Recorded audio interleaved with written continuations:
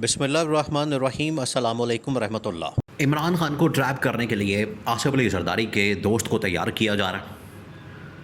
पहले तो उन्हें ये कोशिश की गई कि वो आराम से मान जाए, लेकिन अब उनको गिरफ़्तार करने की तैयारियां हो रही हैं।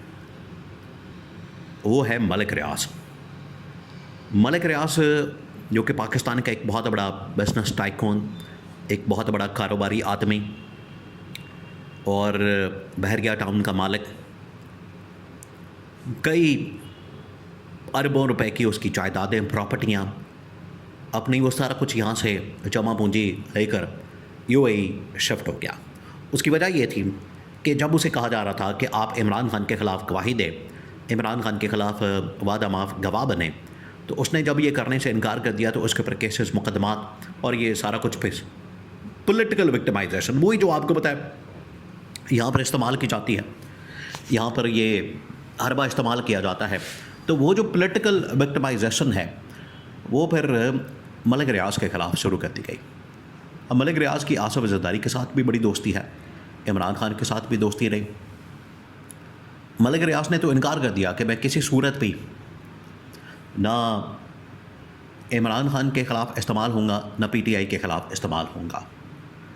जब उसने ये इनकार कर दिया तो उसके बाद फिर उनके पीछे पड़ गए हाथ धो के।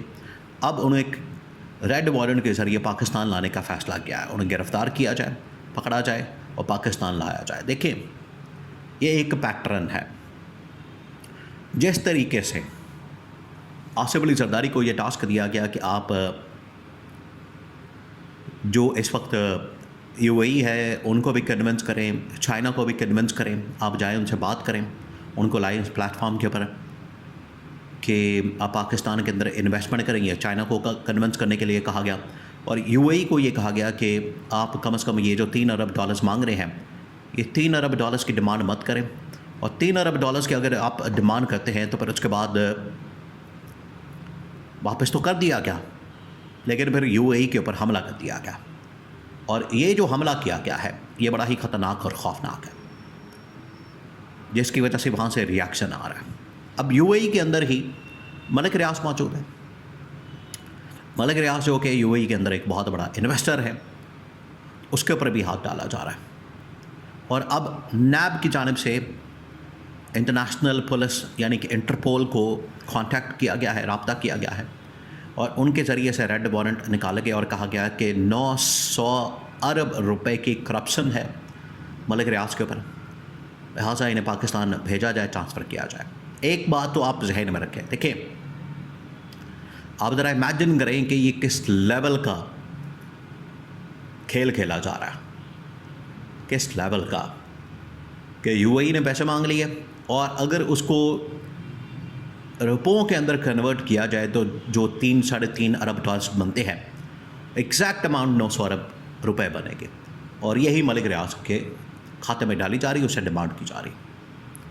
तो देखें किस तरह से ये रकम रिकवर करने के लिए मलिक रियाज के ऊपर दबाव है और पाकिस्तान में एक ड्रामा किया जा रहा है कि यूएई से तो आपने पैसे उधार पे लिए थे और वापस कर दिए, तकरीबन को 30 साल बाद आज आपके पास ऑप्शन कोई नहीं बचा, आपने उधार पकड़ के सऊदी अरब से यूएई को वापस कर दिए। अब ये डिमांड की जा रही है कि जो मलिक रियाज है वो हमारी रिकवरी करे।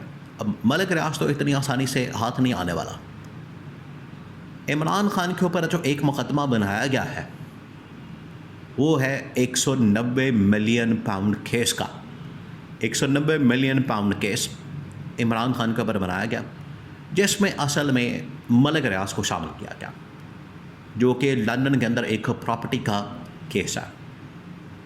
अब वो जो केस है, आप थोड़ा सा केस को समझें। उस केस के अंदर जो बरतानवी गवर्नमेंट है उसने क्लियर कर दिया इमरान खान को, पाकिस्तान की गवर्नमेंट को, उसने क्लियर कर दिया पीटीआई को, क्योंकि ना वो पैसा इमरान खान के अकाउंट में आया, ना वो पैसा इमरान खान के ज़ाती बैंक अकाउंट में गया, ना इमरान खान ने उससे कोई बेनिफिट हासिल किया। ये आया पैसा पाकिस्तान के अकाउंट के अंदर, सुप्रीम कोर्ट पाकिस्तान में, और वहाँ से चला गया। ये अब शहबाज शरीफ ने कन्वर्ट करवा लिया गवर्नमेंट ऑफ पाकिस्तान के अकाउंट में। तो इमरान खान ने तो इसको इस्तेमाल भी नहीं किया, इमरान खान ने तो उसको फ़ायदा भी नहीं उठाया, उसको हाथ भी नहीं लगाया। तो इमरान खान के ऊपर किस तरह से केस बन गया। और इसी केस के अंदर मलिक रियाज को ये कहा गया कि अगर आप माफ़ गवाह बन जाए तो आपके ऊपर जितने केसेस हैं, मुकदमात हैं, वो सारे के सारे माफ़ कर दिया जाएंगे। यहाँ से फटा शुरू हुआ जब मलिक रियाज ने इनकार कर दिया। उसने कहा कि मैं क्यों इस तरह से इमरान खान के ख़िलाफ़ आकर गवाही दूँ, मेरा कोई ताल्लुक़ वास्ता नहीं है, मैं यूएई के अंदर बैठा हूँ, अपना कारोबार कर रहा हूँ, अपने मामला चला रहा हूँ। और आज से चंद दिन पहले मोहसिन नकवी ने असल में ये इशारा दिया था। मोहसिन नकवी ने ये कहा था कि पाकिस्तान से तकरीबन कुछ 100 अरब डॉलर्स निकल चुके हैं पिछले कुछ सालों से, 2 सालों से। तो इसका मतलब है कि मोहसिन नकवी ने मौजूदा गवर्नमेंट को चार्जशीट कर दिया कि आपकी गवर्नमेंट की मौजूदगी में और मोहसिन नकवी इंटीरियर मिनिस्टर की मौजूदगी में पाकिस्तान से अरबों डॉलर्स आ रहे हैं और यहाँ पर किसी को कान खबर नहीं, मनी लॉन्ड्रिंग के ज़रिए और ये हवाला हुंडी के ज़रिए। और उन्होंने कहा कि 1-2 लोगों को हमने पकड़ना है। अब वो 1-2 लोग सामने आ गए, उसमें मलिक रियाज और उसका बेटा अली रियाज, उसके नाम सामने आ गए।